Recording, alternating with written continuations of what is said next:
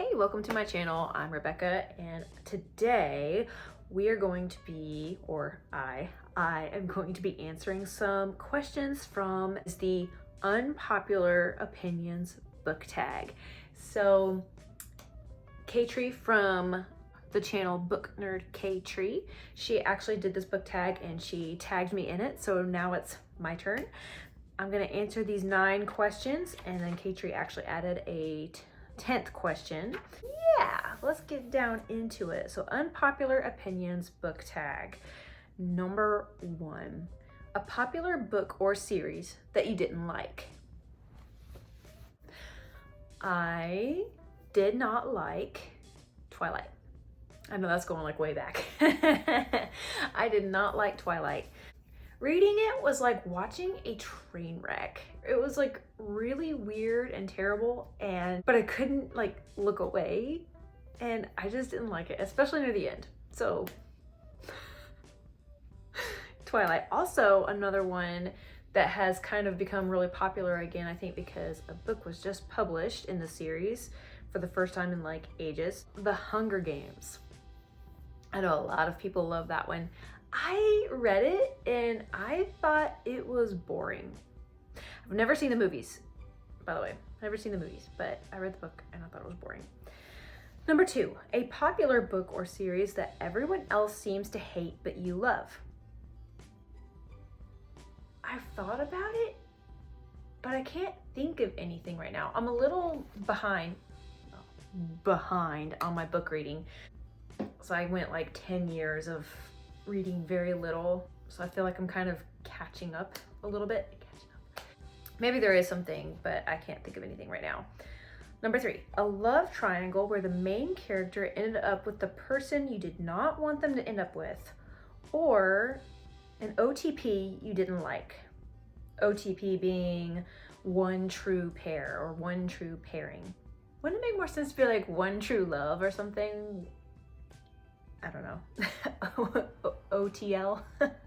I don't know. But the first one that comes to mind is from The Throne of Glass. Chaol and Aelin. So there's a triangle between Chaol, Aelin, and Dorian.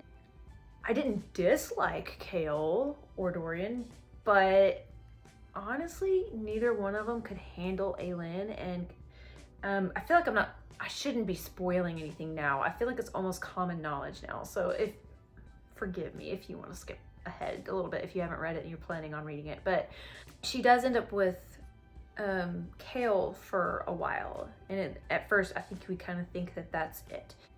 Turns out he's not it. Fortunately, it doesn't last. So I don't know if this really counts because they don't really actually stay together later. But just initially, I was kind of like, I mean, he's all right, but like he can't really handle her, you know? One true pair. One that I've recently read, Jude and Cardan from the Cruel Prince series. Why would anybody want to be with someone who is a bully? Someone who has tortured and been a bully to them. Jude needs some therapy, basically. And there's nothing to like about Cardan at all. Like, there's nothing to like about it. Like, nothing.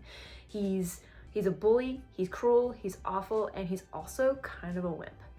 So he doesn't really have a whole lot to offer. So number 4, a popular book genre that you hardly ever read from. I seldomly read from historical fiction or romance. Very seldomly. I like romance, but I prefer it to be the subplot, like the sub-story, like it's not the main thing. And I also very seldomly read nonfiction. It's just not as fun to me. It's like homework. I'm like, I do read it on occasion, but it's just not my thing. Number 5, a popular or beloved character you do not like. I'm gonna come back to Cardan. Why do so many people like Cardan? I don't get it. Is there another one? Katniss Everdeen. I wanted to like her, but I thought she was dull. I thought she was boring. As the protagonist, she didn't drive the story forward, at least in my memory. So a lot of people are like, oh, I just love Katniss. And I'm like, why? She didn't really do anything. What did she do? Not much, but maybe I'm remembering wrong. It has been a very, very long time since I've read that series. By the way, let me know in the comments, have you read the new Hunger Games book that just got published? If you've read it, did you like it, and do you think it's worth reading? Can I read it even though it's been like maybe 15 years or something since I've read the Hunger Games books? Or should I reread the books in order to read it? Let me know in the comments. And if you think I'm remembering Hunger Games wrong, let me know. Like, do you think I should reread it? I've kind of been wondering if I should, because it's been circulating around a lot, and I'm just kind of curious. I'm like, am I just remembering wrong? Was I just not in the frame of mind to read it at the time? Did we read different books? Because that's what it feels like. It feels like we read completely different books. So let me know what you think. Should I reread them? They're not, it's not a big series, and each book is like this thick, so it should be really easy to do. So let me know what you think. I would love to know. Number 6, a popular author you can't seem to get into.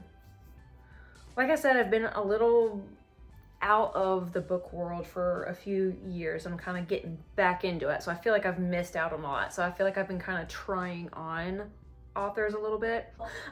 For one, I am definitely never reading another Colleen Hoover book ever again. I read one last summer just to see what all the craze was about. If I'm being honest, truly, I think it went about as well as I kind of expected, but I think I was just hoping it would be better than I thought it was gonna be.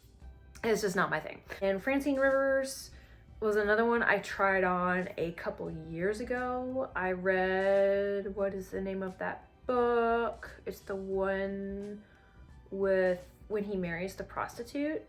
It's supposed to be like based on like a biblical story. I don't remember what it's called. I didn't hate it. It's just not like I said, I'm not a romance reader. I can see why some other people might have enjoyed it. And I've thought about reading more Francine Rivers books, but I just don't know if I'm excited to read any more Francine Rivers. I'd much rather just stick with the fantasy. I like fantasy and I like adventure. A very, very, very, very popular author that I will not be reading any more books. As I mentioned earlier, I read Throne of Glass and I thoroughly enjoyed them. However, they do push boundaries just a bit for me as a Christian believer. And then as far as all of her other series, her ACOTAR and Crescent City, absolutely not. I won't be reading any more Sarah J. Maas books ever again. Number 7, a popular book trope you're tired of seeing. Morally gray characters. I like a good morally gray character. That can be really fun, but I feel like it's become such a big thing over the last handful of years in books that it's been romanticized. And like I said, I like them on occasion, but for me, if the main character or love interest is going to be morally gray, they need to grow, and then they need to make that conscious decision. Are they going to stay the way they are, or are they going to realize, nope, this is right, this is wrong, and this is what I stand for now, and make that decision to change? Or are they not? So they need that growth. Or I like them even as a side character, and maybe that's just the whole point of the side characters. They're just that morally gray guy that occasionally comes and helps out or whatever. But yeah, as far as like for the lead or for the love interest, it's been really overly romanticized, and I would like to see more characters that are supposed to be like the heroes of the story. I would like to see them with morally strong values. I would like to see them more like standing up for what is right, not doing what's right, not what's right or morally right, correct, but doing it their own way just because no one's gonna tell them what to do and they're morally gray. Like, I want them to like actually know this is right, this is wrong, and we're gonna do things the right way. You know what I mean? I'm kind of ready to see more of that again. So yeah, morally gray's been fun, but I'm kind of over it. Another thing, I'm also done with Mary Sue's. I feel like there have been a lot of Mary Sue's the last few years too. Just a lot of like, feminists don't need no man. I might be only 5'3" and skinny as a rail, but man, can I take down that 6'5" bouncer? Really? That's fun sometimes, but all the time? I mean, really? So I'm a little over that. These Mary Sue's that can just, they're just better than everybody just because. Not because they actually earned it, not because, you know, just like this weird female entitlement, like I'm better than men and just everybody, and like they don't actually earn their strengths, they don't earn their powers or whatever. They just kind of have it. I'm a little over it. Number 8, a popular book series you have no interest in reading. Caitri, Crescent City, and Fourth Wing. I did some research on those because when they first kind of started coming out, I was a little interested. Like, oh, okay. Dragons, ooh, that sounds fun. No. Not for me. I will not be reading those. Oh my goodness, I will not. Number 9. The saying goes, the book is always better than the movie. But what movie or TV series adaptation do you prefer more than the book?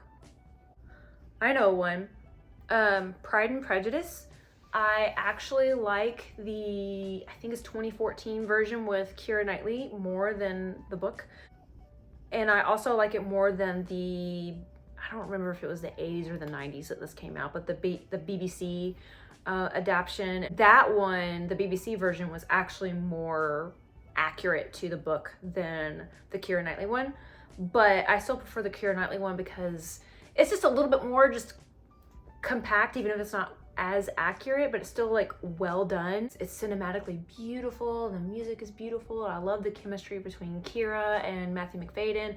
I just enjoy it. But let me just tell you, I've read the book 2 or 3 times now. If it wasn't for the films, I would not be able to read the books because I'm just not that literally smart.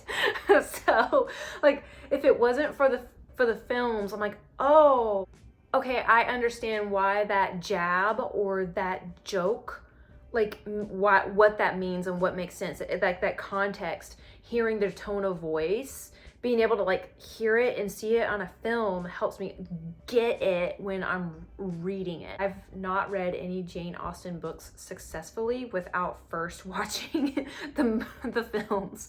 So for me, there's that. Let me know in the comments, are you pro, because this seems to be a huge divide. You're either pro Pride and Prejudice BBC version or you are pro Keira Knightley version.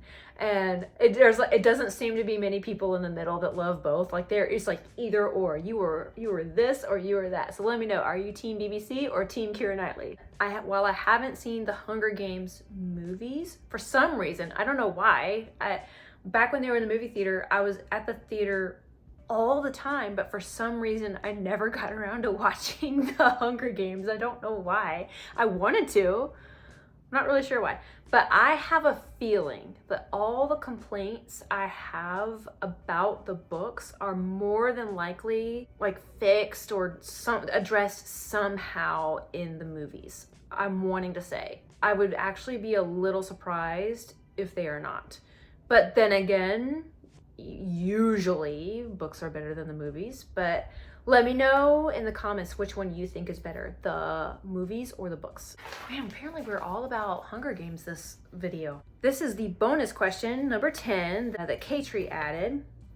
Do you think you have a lot of unpopular opinions? Why or why not? Yes? Yes, I do think I have a lot of unpopular opinions. You can just ask my family. They have gotten the brunt of my unpopular opinions when it comes to book and movies and TV shows plenty of times. And usually they're like, okay, Becca, calm down.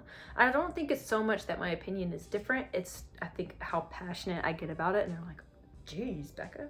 So I feel like I do have a lot of unpopular opinions, and Caitri said something very similar. A lot of it may have to do with the fact that I am a Christian, so therefore there's a lot of things that I'm just not going to be okay with or agree with that many people may not care one way or another about.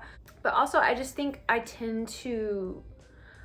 feel like I really care about storytelling and how it's presented and done, and the character building and the pacing and the dialogue, and it matters to me, like, do all the characters sound the same? Because, like, to me, I'll tell you, like, I feel like the movies the past like 10 years, all the like the Marvel movies, all the characters have the exact same jokes. And it's been that way for like 10, 15 years. There's another unpopular opinion for you. Yes, I have very unpopular opinions. Yes. The answer is yes. So, cool. Let me know what are some of your unpopular opinions down in the comments. Let's keep the conversation going. What are some books that you know, just answer some of these questions if you would like. Answer them in the comments. Some of you who have your own YouTube channels, go ahead and take this tag and have fun with it. I'm gonna go ahead and nominate somebody else. I'm gonna nominate Caitri from Paperbacks and Ponytails. She was one of the first booktube YouTubers to come and welcome me to the booktube family, and we've had some fun conversations. And so actually I've had a lot of conversations with a lot of booktubers this month, welcoming me to the booktube community, so that's been a lot of fun. So really I could probably tag more people, but I decided just to pick one, and Caitri, you are it. Haha. All right, guys, I'm going to close this out, and I will see you next time. Thanks for hanging out with me. Have a good day.